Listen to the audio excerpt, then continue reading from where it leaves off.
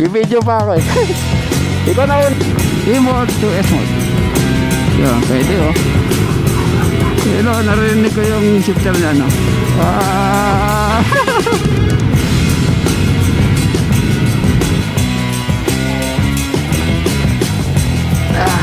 Pang NMAX ba to?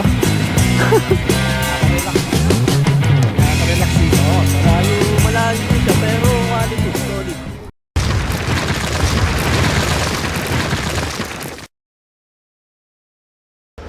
Yo, what's up mga pingo? Good morning and magpapainit tayong makina bago tayo mag-ride. I-reset ko na yung trip meter, fuel consumption average. Tapos mamaya magpupultang tayo kasi medyo mahaba yung ride natin. Siguro mga 80 km one way. Tapos yung auto natin ay 1,119 km. So pagbalik 1.2 na yan. Alright, nagpagasa tayo. Meron tripper tong aking motor, bigas na tripper. Tapos meron tayong card. Yan, okay na yun. Thank you. 4 liters yata yung nakarga natin. 4 liters nga. Tapos may puntos tayong 4 points, 4.85 points. So pupunta na ako sa meetup namin sa C5 sa San Gabriel, sa Mitulay. C5 kung tawagan, sa may 7-Eleven. Yun ang meetup namin. So 8:51 ng umaga. So pagdating ko doon alas 9 na.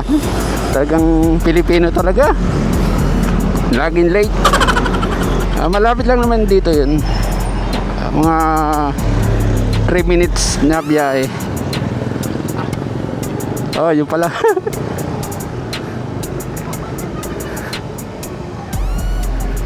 Ikaw ba yung Sir Michael? Oh, Michael. Yan si Sir Michael. Tapos ganitong gusto kong kulay, no? Panawapin ya.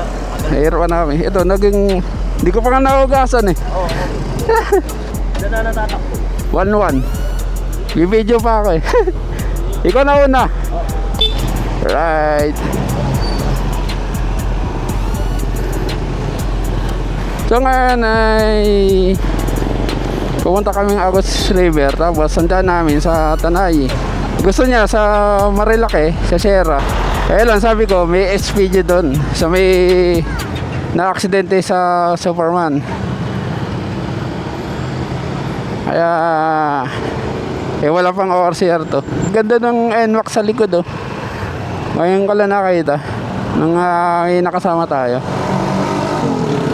Dadaan namin Teresa, tapos Morong, then mag-highway kami puntang Tanay, then sa may Jollibee kakaliwa kami puntang Sampaloc Road. Tapos ang riding modes natin T-mode. Ito yung maganda sa NMAX Turbo, NMAX Tex-Max. Pipili mo yung riding modes pang city or pang highway. S-mode pang highway. Yung weather namin pala, Antipolo pa rin yung naka-register. Tapos 0% na ulan.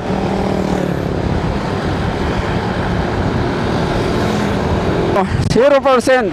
Yan, tirik-tirik ang araw. Kaya lang 50-50. Medyo may ulap siya. Yung speed namin naglalaro lang sa 60 to 80 kph. Yan, time check is 9:23 ng umaga. 9 AM nag-take up na kami. Alright, you know.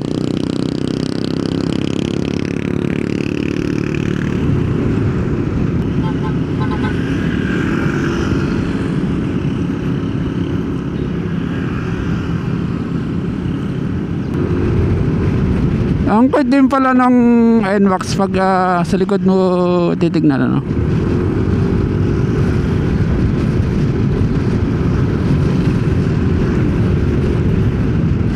Tignan nyo. Ayan o. Pinapakita ko lang sa inyo itong weather natin. Sunday 55% na ulan. Monday ganun din. Tuesday mukhang uulan na siya, no? 95% eh, no? Nasa Highway Tanay tayo, tapos liliko tayo ng kaliwa. Papuntang Sampaloc Tanay. Kumusta naman sa pagkakatingin natin? Kung mukhang okay naman yung angkas. Maganda dyan kasi hindi nahagip yung fairings, yung kaha ng NMAX. Maganda yung ginawa nila.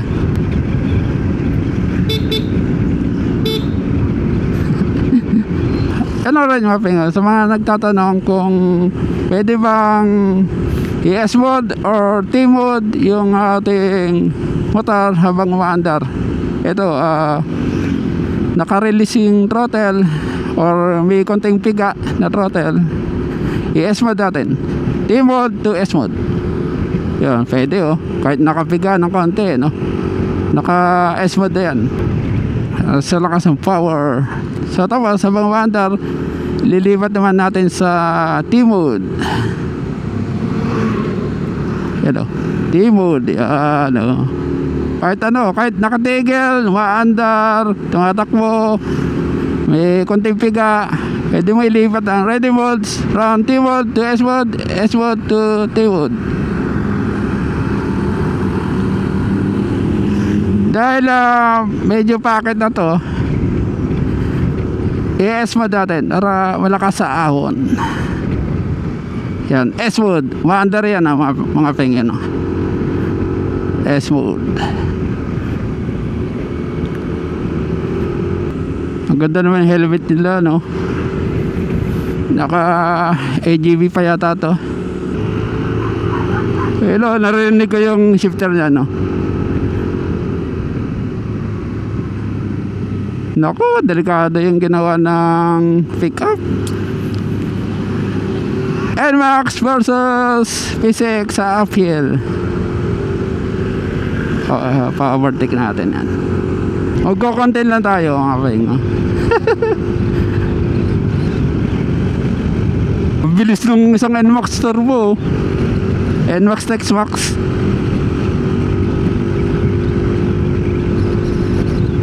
Tagang iniiwan ng PCX.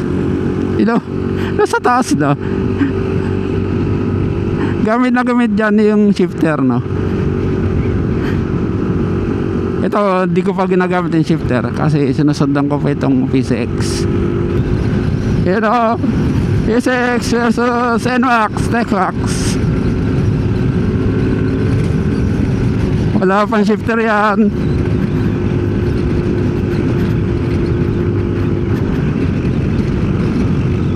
Shifter natin.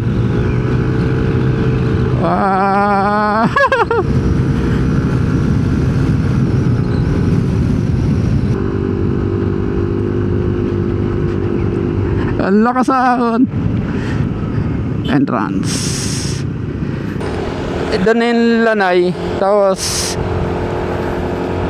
dating Epic Cafe. Yan. Yung pala yun. Agad ang tigilan, no?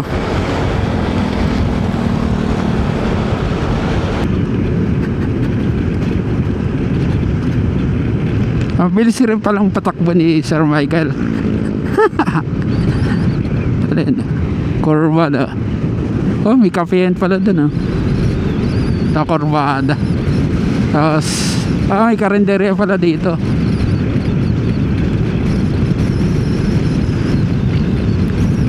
Sa S-Mod nga pala mga pengo, mas malakas sa gasto kasi mas mataas ang RPM.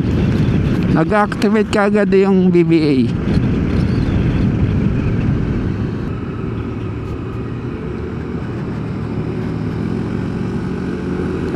Alright mga pengo, time check is 10 o'clock and 11 minutes.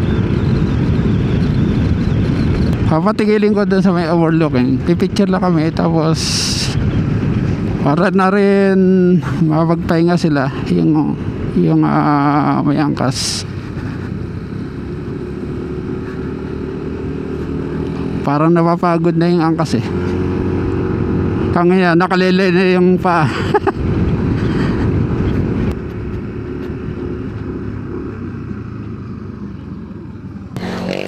Picture natin dito, tapos magpahinga na rin sila.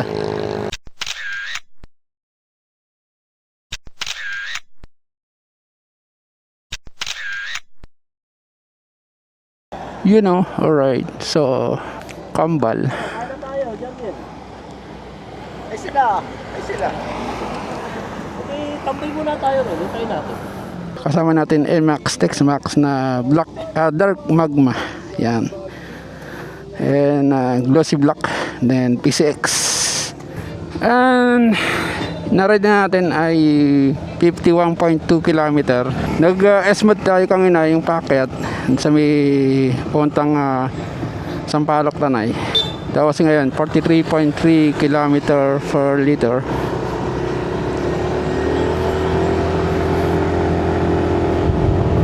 Yung consume natin sa gas.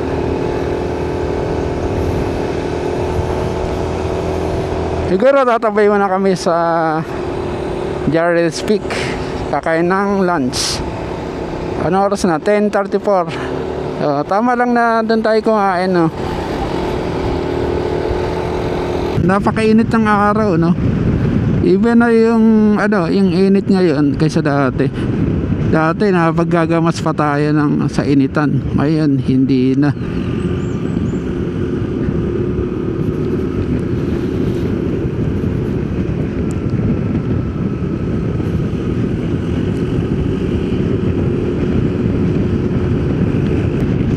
Parang nagkagustuhan ko yung T-mode palagi, no?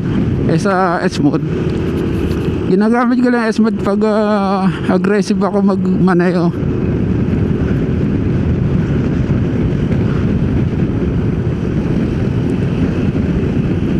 Di ko alam, parang ang ginawa niyang i-drive pag naka T-mode.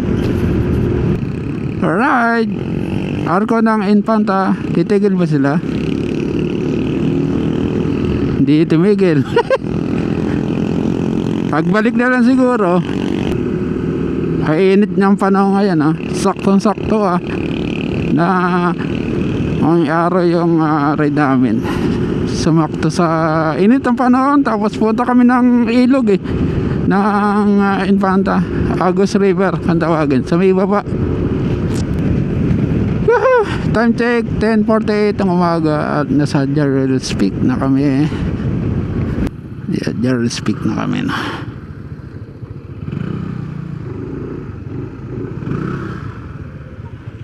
Yun, alright mga penyo.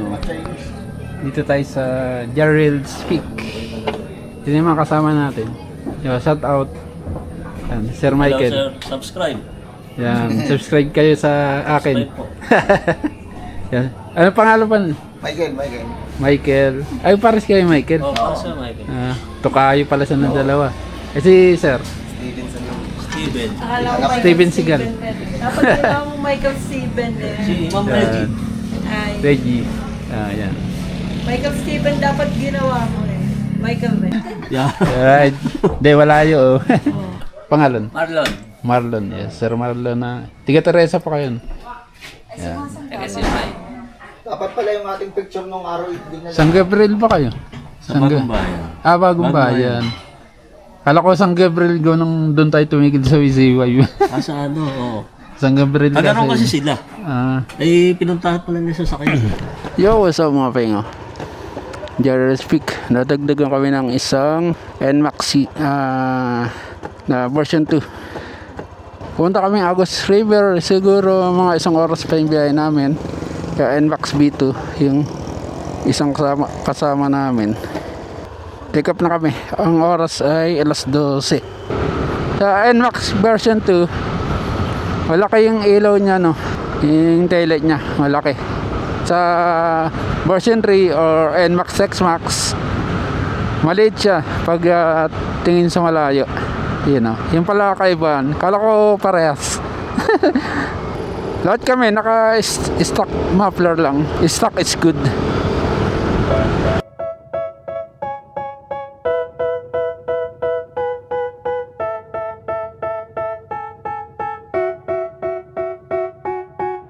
They tell me me that I'm never gonna make it. They want me to do something that could make sense. They hate when I keep dreaming I'll be famous, but I don't give a fuck, I'ma keep chasing. I got all this potential that's deep inside of me, but they hate when you're successful cause they try to be. They sit there being judgmental because you're trying things, and they just want you to settle and do the right thing. So get a good job, don't slack off. Wake up every morning, make a good impression on your boss. Don't do anything that I wouldn't do, and when you're making money, make sure you don't spend it too soon. Fuck that, I'll do what I wanna do. I got a different path from everyone, and that includes you. Who are you to tell me how to live life? In these times it feels like nobody is right, yeah. So I'ma figure out what else we succeed, and then invest all of my time into that and proceed. I need whatever the hell could make me happy, and I don't think you have a clue what could that be. They tell me that I'm never gonna make it. They want me to do something that could make sense. They hate when I keep dreaming I'll be famous, but I don't give a fuck, I'ma keep chasing. They tell me that I'm never gonna make it. They want me to do something that can make sense. They hate when I keep dreaming I'll be famous, but I don't give a fuck, I'ma keep chasing. I think this life could be special if I get rid of the devils. They think that I am a rebel, I think they want me to settle. There's nobody on my level, they think that work is too stressful. I think that work is essential, the grind is all in your mental. And I don't think you understand what I'll go through just to be in control of my life soon. All the negativity, man, I'm immune. I don't really need a mask with all I've been through. I've been making changes for the ages. 5-10 year plans are contagious. I attack that shit, I'm tenacious. And if you ain't, get the fuck out of my way then. Got one life, I won't regret it. I will fight until I get it. I'll look back one day from heaven and say, damn, I learned some lessons. And say, damn, I have no questions. I had fun in every second, and the journey was a blessing, yeah. They tell me that I'm never gonna make it. They want me to do something that can make sense. They hate when I keep dreaming I'll be famous, but I don't give a fuck, I'ma keep chasing.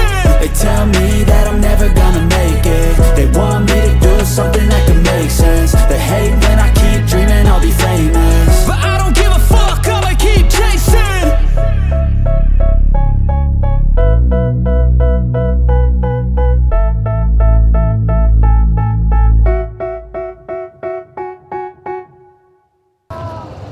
Oh ha? Wala tayong pambayad sa floating. Bato ba to? Pang NMAX ba to? Padulas. Saan tayo? Yan, alright, mapping. 500 pesos, isang kobo. Agos River. Mainit-init yung tubig.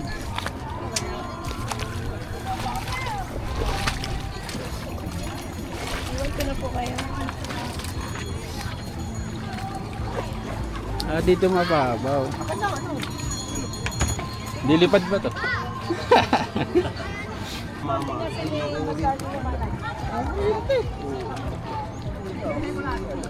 Baka kami makurente. May namamarente. Yung mga ano dito, floating kobo. May tali, yun. Parang di nga umago sa doon. Umaga, dito lang tayo. Malino yung tubig yun. Tapos yung light vest natin, Yamaha.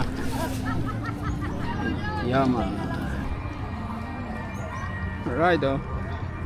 Yes, hanggang hita ako dito. Mukhang malalim nga doon.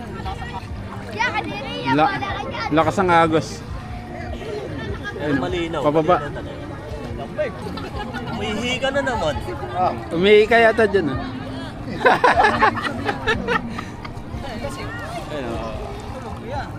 Kilo rito. Dahil pang ilod. Hindi kayo magkakaroon. Libre pang hilor. Yan, ah. Libre. Oh, ganito. Like this.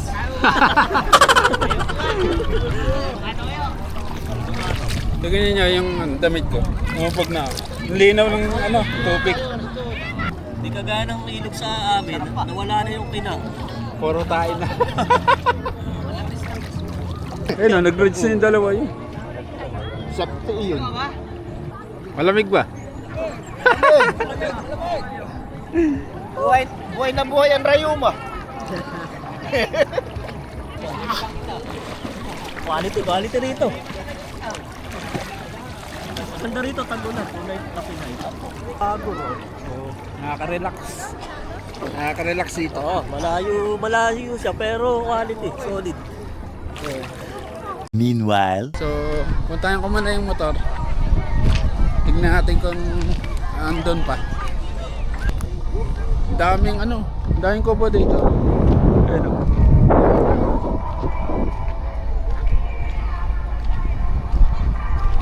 Ang babait ng kasama ko. Talagang sila may bayar ng aming yung floating kubo. 115 yun ah. Ayan. May entry pass pala dun. 20 pesos motor, 50 pesos yung sasakyan. Kaya lang, mabato siya. Ayan. Okay pa, dito pa. Diyan pa yung PCX. a few minutes later. Ayan, alright mga pengo. And uwi na kami hanggang 5 PM yata to. Itong August River. Ayan. Dapat umaga pa lang nandito na kayo. Kami tanghali nandito. Time check is 4 o'clock and 7 minutes in the afternoon. And ang trip meter natin ay 91.1 kilometer. Then 47.7 kilometer per liter. Kaya nga, salamat sa kasama natin. Nalibre tayo ng foods, nalibre tayo ng cottage. Ang sarap palang kasama nila, talagang sulit yung pagyaya sa akin. Nasulit ko yung pagyaya nila sa akin. Maraming salamat kay Sir Michael Garovillas at kay Sir Michael yung nasana na naka PCX. Yan, maraming salamat. Kami nalusong ngayon, packet naman. Yung cottage pala, yung pinakang kubo ay nasa sa mga bato-bato, 500 pesos to 1,000 pesos. Meron 700 pesos, may 1,000 pesos. Kapag malaki siguro, 1,000 pesos. Yun ang policy. Tapos, yung floating kubo, 1,500 pesos. Then, merong ihawan yata sila, sa kubo. Pwede mag-ihaw kung gusto nyo. August River, malinis siya. Kung ano yung alam mo yung mga tubo dito na ang tubig. Galing bundok kasi yung tubig doon sa August River. So, yung pressure ng tubig pababa. So, delikado lang na pataglay kayo. Pag nag-rent kayo ng floating kubo, meron ng life vest na ibibigay sa inyo or kasama. Natulad ko na hindi marunong lumangoy, yun, gamit kayo ng life vest. Yung iba nagpapaanod, yung may life vest pababa para enjoyable siya. Doon pala sa entrance, parang pinakang passage nyo, hindi siya entrance fee. 20 pesos sa motor, tapos sa sasakyan 4 wheels, mga 50 pesos.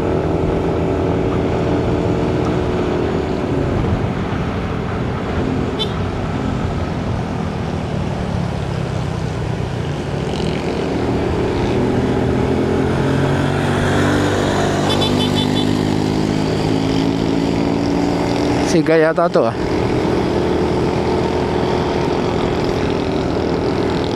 graffiti, vloggers yan.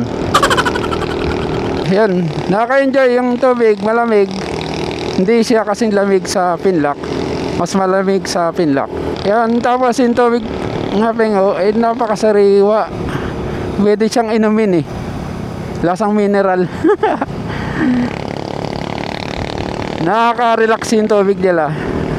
Medyo malamig siya. Nakaka-relax sa katawan. Nawawala yung stress. Diba, galing kaming mahabang biyahe. Nakakawala siya ng stress. So worth it talaga pagpunta doon sa Agus River. Nakaka-enjoy at nakaka-relax yung tubig. Kailangan lang maaga ka, nandun ka na para ma-enjoy mo maghapon. Sa 1.5 na yun sa floating kubo, wala siyang limit na oras. Kumbaga isang sakay, ikaw na magde-decide kung hanggang anong oras ka. Sana ma-maintain yung tubig na ganong kalinis. Sana lang. Yan, alright mga pengo. Yun ang ating journey for today. Kasama yung ka-NMAX natin na tiga Teresa. Doon lang kami nag-usap sa aking YouTube. Gumawa ako ng post para ma-comment sa akin. Diba? Para mapag-update kami sa isa't isa. Napakabait ni Sir Michael and Sir Michael. And nalimutan ko yung pangalan dito nasa harap natin. So shoutout na lang, i-review ko na lang yung pangalan niya sa video. I-video tayo dun sa Major Reels. So alright nga pengo, share ko lang to para in case na gusto nyang magpalamig, gawa ng sobrang init ngayon. So the best talagang pumunta doon sa Agus River. Alright mga pengo, hanggang dito na lang yung ating episode. Stay safe and safe always, and bye bye.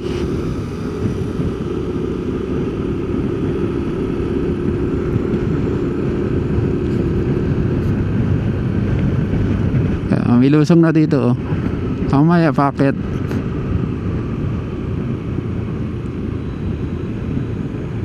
421.